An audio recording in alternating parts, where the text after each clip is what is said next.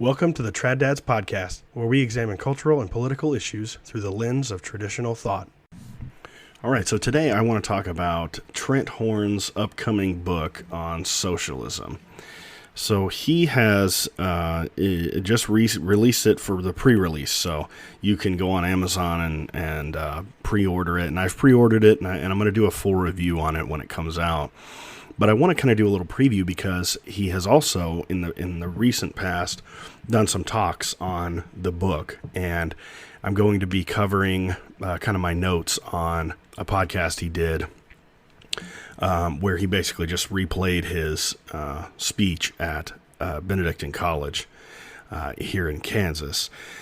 So what I want to do is, so I have a few notes on what I kind of got out of his speech and what I think he gets right and some of the things that I think he underemphasizes or misunderstands to some extent or another. And so just to kind of set the stage here, so he has written a book with a professor at Catholic University of America who's she's a Harvard-trained economist. And it seems like, that his role in the project was to kind of put some kind of theological frame into the book. And the book is called, Why Catholics Can't Be Socialist, something like that. So the idea is that, all this, socialism talk is really popular these days, and you got Bernie Sanders and you got, some of these other politicians that are pushing democratic socialism or socialism with ice cream or whatever, right? What he wants to do is go through, in this short talk, he goes through and kind of talks about, just the book and economics. He kind of tries to stick away from the economics part of it, but he does say a few things, which none of which I think he gets, totally wrong in terms of, misrepresenting the arguments that are probably in the book. But what I want to, anyway, I'm going to break down a couple of his arguments, and I'm going to kind of point out a few things that are missing that you would think would be in a book, a Catholic book about economics. So he doesn't really, so he goes through and he talks about what is socialism? Socialism isn't, entitlement benefits and, social security programs and stuff like that. It's something much, more serious. It's, the government controlling the means of production and, and then, maybe some redistribution and stuff like that. But the essence of it is that, the government owns some means of production, and that's, fine. And in fact, that's probably a good thing for him to say, because there are quite a few people who will just call anyone who is not, a Milton Friedman capitalist a socialist, right? So he's not buying into the silly dichotomy that you get from a lot of people. So that's good.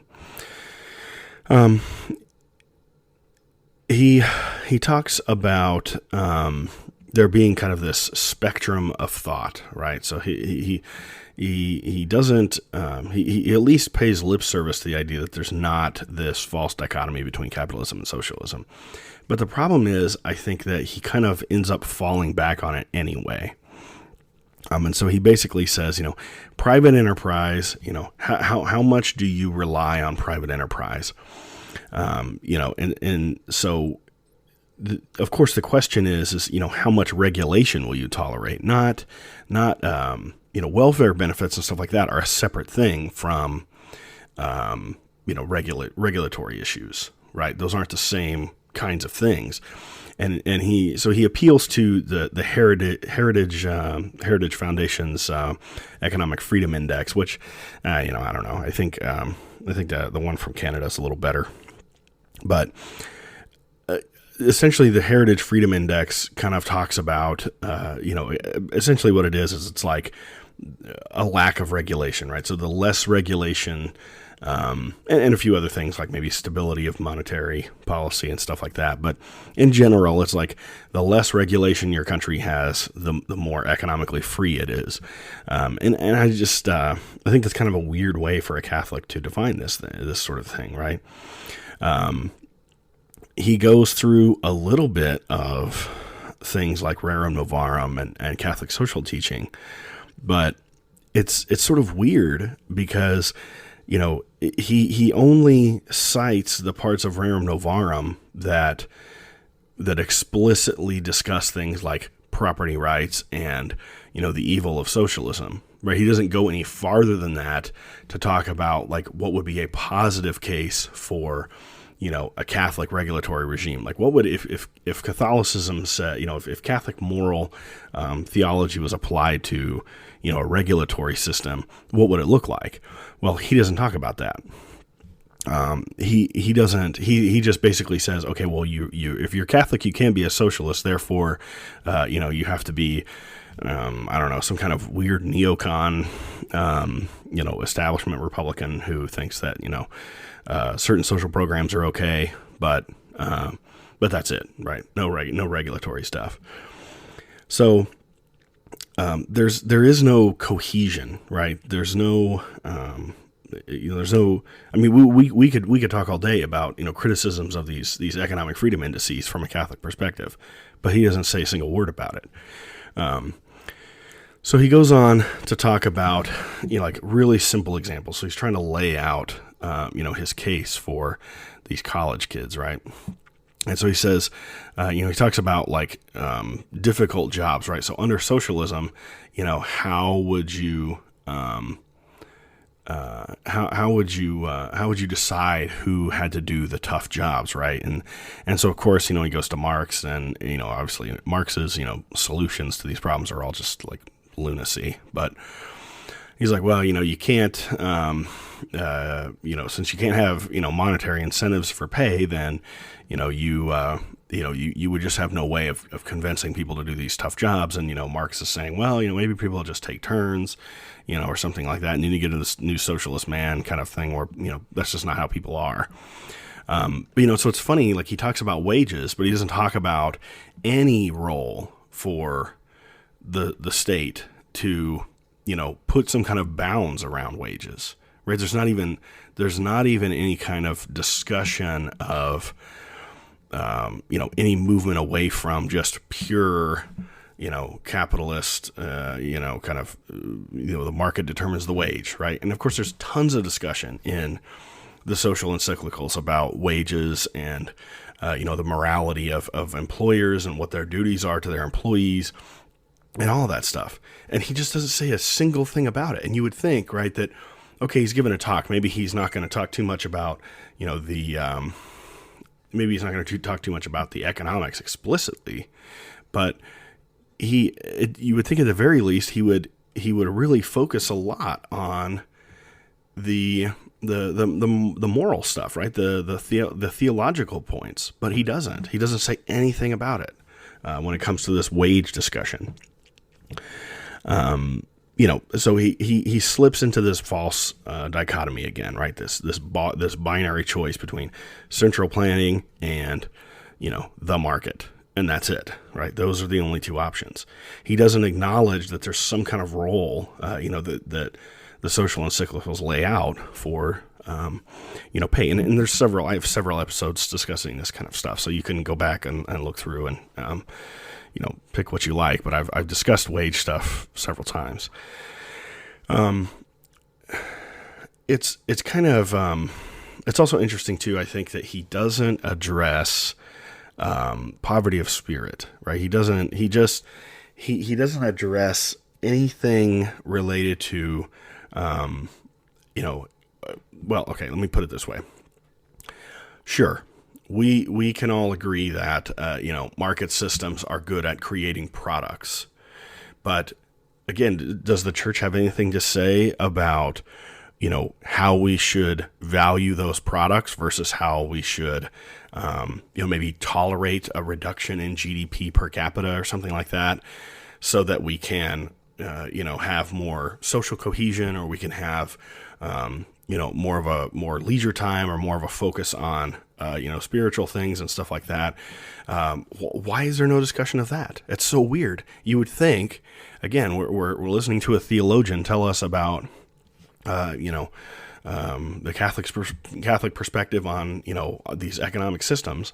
Well, why is there no acknowledgement of, well, yeah, it's sure the markets, will generate all the stuff you want, but, we should also think about the fact that, we don't, stuff isn't everything, right? Well, there's not even a 5-second commentary on that in his whole speech, this whole hour-long speech. And to me, that's just so bizarre. I don't understand that. Of course, anytime, of course. Okay. So, you might defend him and say, well, he's just criticizing socialism. Yeah, sure. But see, this is the problem, right? People will not, if you don't give them somewhere else to go, then your arguments are automatically weak, right? You can critique the perspective on a certain system, but unless you unless you help them understand, help people understand what the alternative is, or, okay, well, the socialists, claim that they're worried about, people not having enough money or whatever, right? Well, are you worried about that? Are you concerned about that? Are you concerned about, people getting a just wage, right? What does a just wage mean to you, right? So, here's the socialists telling me what they think a just wage is. Well, you're just critiquing them. You're not providing an alternative. And so to me, this is very weak. There's just not enough there in terms of, substance, right? Positive substance. Now, of course, okay, yeah, he's got an hour to give this discussion. Fine. Maybe there's something missing, and that's why I'm going to read the book, and I think I'm going to give him a fair shake. I think I owe him that, but it just seems weird that in this hour-long talk, you can at least for 5 minutes talk about, the Catholic perspective in a positive sense, not just in a critique of socialism sense, but in a what should things look like sense, right? So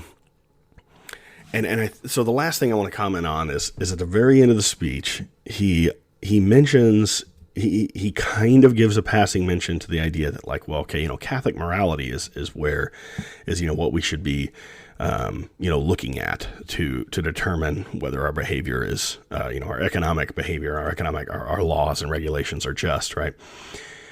But it's kind of interesting that he uses sort of the rhetoric of the economics profession, right? And he says, well, here's the thing. There's a distinction between, economics. It's a science. It's like physics. It's like chemistry, right? And we, as moral theologians, right, we can't talk anything about, this science. We got to leave the science all on its own, and to determine how to generate wealth, right?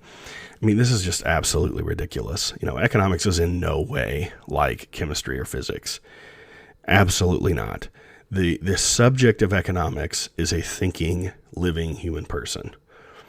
And there is no way to divorce economics enough from morality to the point where you could call it, anything like a science in the sense that physics and chemistry are sciences.